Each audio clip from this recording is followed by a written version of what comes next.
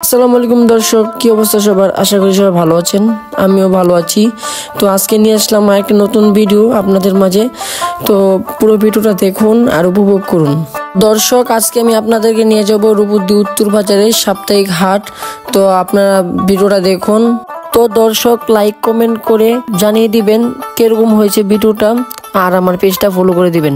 ধন্যবাদ আপনাদেরকে।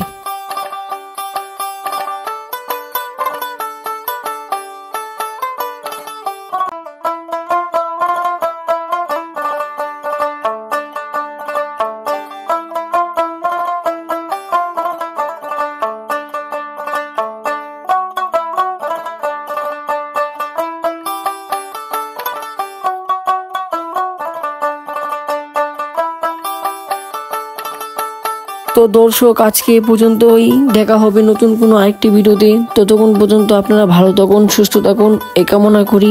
আল্লাহ হাফেজ।